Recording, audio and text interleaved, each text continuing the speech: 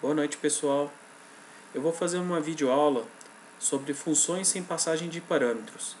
As funções são funcionalidades básicas de programação e vou estar tentando explicar de uma forma sucinta de como a gente está utilizando essa implementação dentro da programação.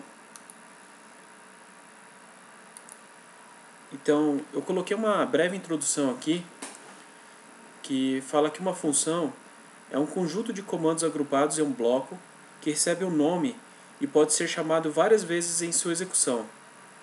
Basicamente, uma função recebe informações, processa e retorna outra informação. Por que usar funções? Evitar que um trecho de código seja repetido várias vezes em um mesmo programa, poder reaproveitar o código já construído, tornar mais rápida a alteração de um trecho de código, deixar blocos de programa pequeno e facilitar a leitura do código.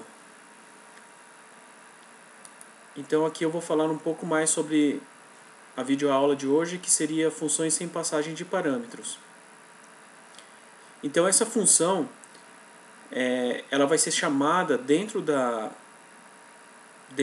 programação, porém ela não vai passar valor algum no parâmetro dela.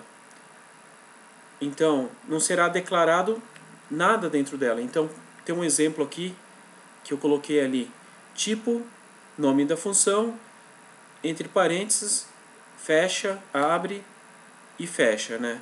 Então, no caso, a função sem passagem de parâmetros, ela apenas é um tipo e um nome e nada mais. Então aqui a gente pode ter dois tipos de funções sem passagem de parâmetros, assim como outros tipos de funções também. Ou seja, ela pode ser sem retorno de resultado, né? Que esse tipo de função pode ser considerado como um procedimento quase independente da função principal. Por exemplo, entre a matriz, eu declarei um inteiro ij, ele vai executar entre uma matriz de 3×3 no caso, e vai colocando dentro dela um valor decimal. E tem também as funções sem passagem de parâmetro com retorno de resultado, ou seja, esse tipo de função retorna ao programa, né, um resultado através do comando return.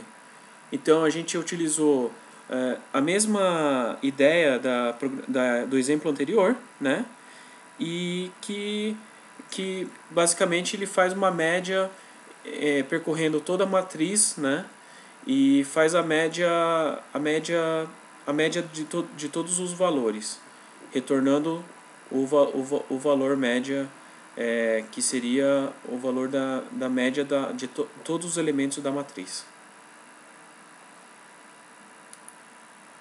Portanto, eu elaborei alguns exercícios que, na verdade, são exercícios básicos para a gente estar podendo avançar mais na parte de programação.